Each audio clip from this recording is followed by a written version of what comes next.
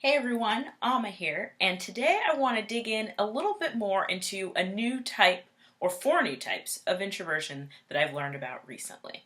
When speaking about introversion, I spend a lot of time managing assumptions. And our assumptions about what we think introversion and extroversion are or mean are affecting our ability to impactfully talk about temperament and our ability to meaningfully interact with one another. Once individuals find out what their type is, it's so easy and so tempting to fall into, you're an extrovert, so you should fill in the blank, or you're an introvert, so you can't fill in a different blank trap. And I find that trap, particularly for introverts, is based in broad assumptions and mental shortcuts we make about what their type really means. As it happens, psychologists are seeing this too. And in 2014, a trio of Wellesley psychologists set out to do something about it. The problem, as lead researcher Jonathan Cheek said to New York Magazine, many people don't feel identified or understood by the label introversion as it's used either in culture or by psychologists. It doesn't do the job. It helps a little bit, but it's not getting us very far. And Shanna Leibowitz of Business Week summed up that challenge at hand.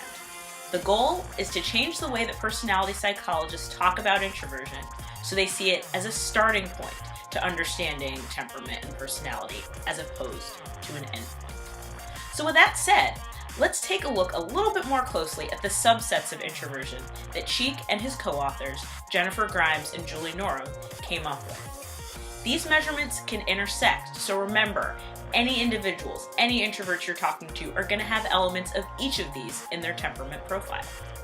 First, the one that will probably seem most common, social introversion. It likely comes closest to what many of us think of when we're trying to decide if the person we're talking to is introverted or not, preferring the company of small groups versus large ones, and at times no company at all. Is this a hallmark of some introversion? Absolutely. But as quiet author Susan Cain herself puts it, even people who understand introversion still imagine that it's really just about would you rather be on your own or with a close friend. But in fact, there's so much more than that. So this desire to limit social circles is not to be confused with shyness, which is an emotion born of fear. Rather, social introverts limit their interactions with large groups or highly energetic counterparts to avoid being sapped of their own energy. It's not a fear, it's a preference. But there are strengths to social introversion. When they're placed in deliberate interactions with small groups, intentionally developed committees, one-on-one meetings, or sometimes client work, they're going to excel at listening, contributing meaningfully, and guiding the group towards their desired goal. Next, thinkers. Thinking introverts are characterized less by their social interactions and more by their desire to engage in introspection, deep thought, and self-reflection. These are the visionaries of your group, who are going to come with an idea that seems to have sprung fully formed from their mind.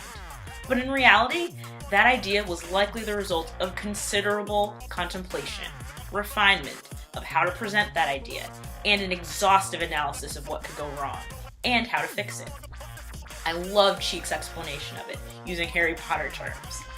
Think about the dreamily imaginative Luna Lovegood, not the socially awkward Neville Longbottom. You see the difference?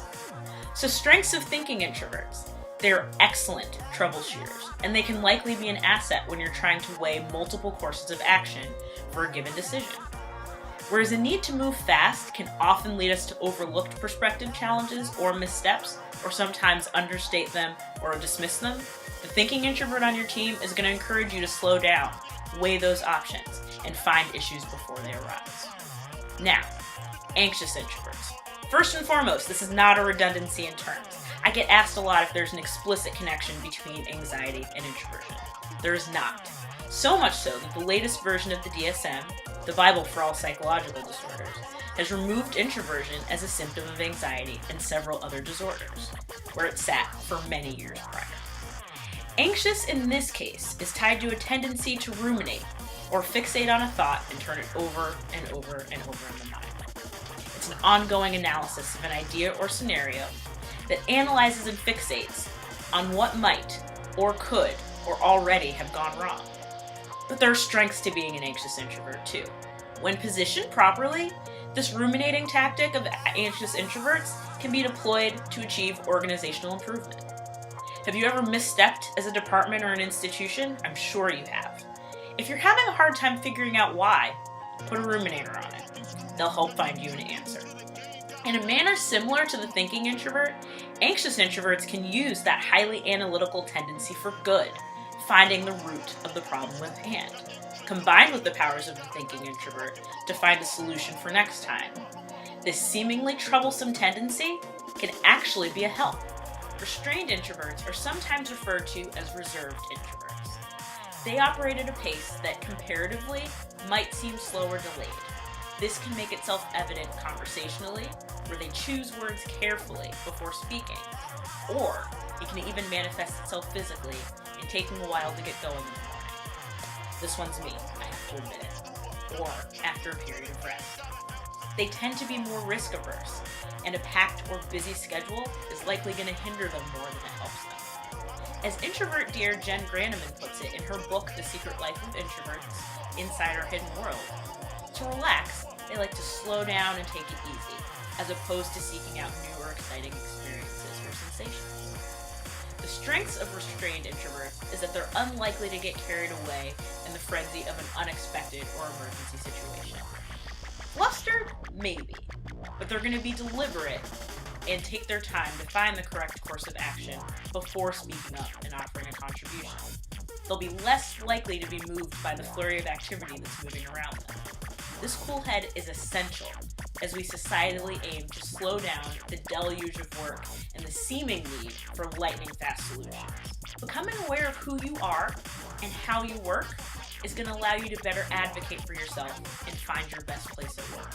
And remember, your friendly local introvert, or even you, has elements of all four of these types. Make your mark in the way that looks most like you. You have amazing things to offer.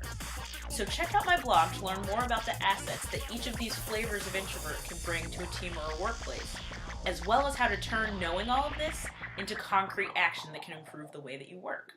Thanks so much for watching, and I look forward to sharing more with you real soon.